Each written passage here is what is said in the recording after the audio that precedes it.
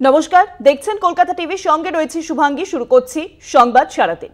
বিজেপির নয়া সার্কুলার, নয়া নির্দেশিকা জারি করা হয়েছে বিজেপির তরফ থেকে। প্রচারের মূল লক্ষ্য হিন্দুত্ব, নারী নির্যাতন এবং শিক্ষকদের করুণ অবস্থা।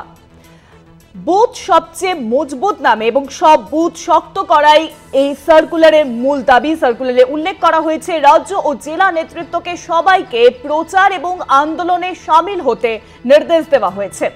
আবার বুথ সবচেয়ে মজবুত এই নয়া সার্কুলারে সেই কথাই বলা হয়েছে, সবাইকে প্রচার এবং আন্দোলনে সামিল হতে নির্দেশ দেওয়া হয়েছে। আর এই বিষয়ে আরো জানবো, নিউজরুমে এখন সঙ্গে রয়েছেন আমাদের বিশেষ প্রতিনিধি অঞ্জন রায়। অঞ্জন দা, নতুন সার্কুলার জারি করা হয়েছে বিজেপির তরফ থেকে। এই নতুন সার্কুলারে কোন কোন কথাগুলি উল্লেখ করা হয়েছে? দেখো, প্রথমটাই বলি যে মূল যে বিষয় তিনটে আন্দোলনের ধারা বলে দিয়েছে, সেটা হচ্ছে একটা হচ্ছে হিন্দুত্ব, একটা হচ্ছে নারী নির্যাতন, আর একটা হচ্ছে শিক্ষকদের নিয়ে যে আন্দোলন। বলা হয়েছে এই সার্কুলারে যে এই তিনটে বিষয় নিয়ে ব্লকে ব্লকে আন্দোলন করতে হবে, সভা করতে হবে, মিছিল করতে হবে।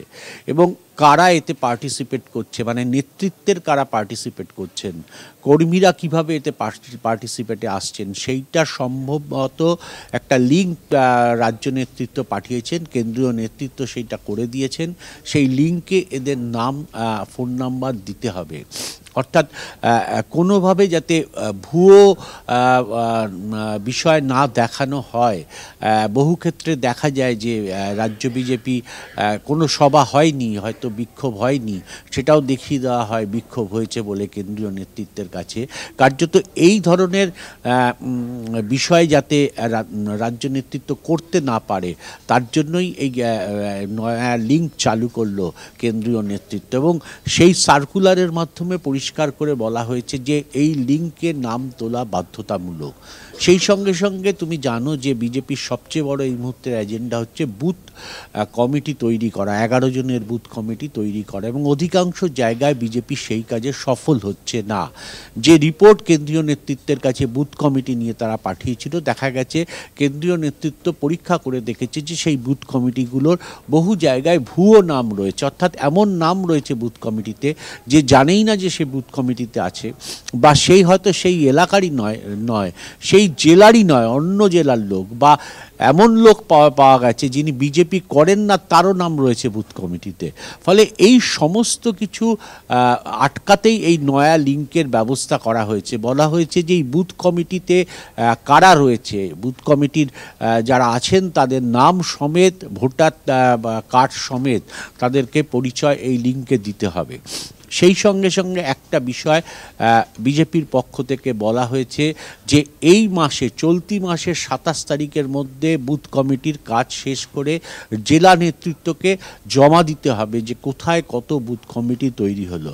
তুমি জানো যে ইতিমধ্যে সংখ্যালঘু এলাকায় বুথ কমিটি করবে না বিজেপি নেতৃত্ব সিদ্ধান্ত নিয়েছেন। ফলে এই অংশটাকে বাদ দিয়ে থাকে হচ্ছে 70% মতন বুথ। সেই 70%র মধ্য থেকে প্রায় 10-15% বুথ যেখানে সাংগঠনিকভাবে বিজেপি দুর্বল, সেই জায়গাটাকে সন্ত্রাস কবলিত এলাকা বলে রাজ্য বিজেপি দেখাচ্ছে কেন্দ্রীয় নেতৃত্বের কাছে। অর্থাৎ এই জায়গাগুলোতেও তারা বুথ কমিটি তৈরি করতে পারেনি। মানে হিসাব যদি বলো তাহলে 50% বুথে বুথ কমিটি করার মতন জায়গায় বিজেপি পৌঁছলো। বাকি 50% বুথে কার্যত বুথ কমিটি না করে এবং বিজেপিকে 26-এর ইলেকশন লড়তে হবে, যেটা বিজেপির পক্ষে নিঃসন্দেহে কঠিন কাজ হয়ে যাচ্ছে।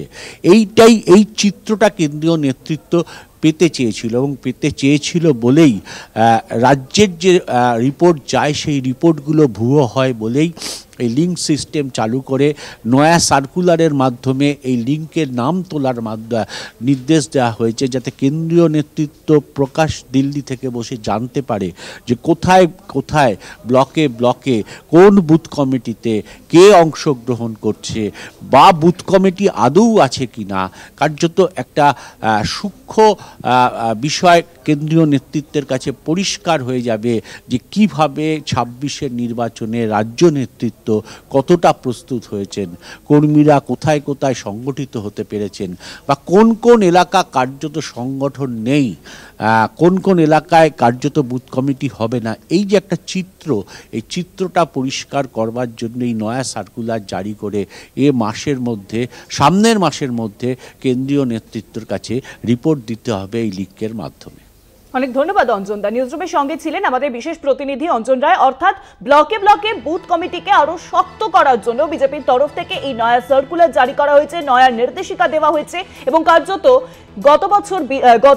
আগামী বছর যে বিধানসভা নির্বাচন রয়েছে 2026-এর বিধানসভা নির্বাচনকে সামনে রেখেই কিন্তু বিজেপির এই পদক্ষেপ।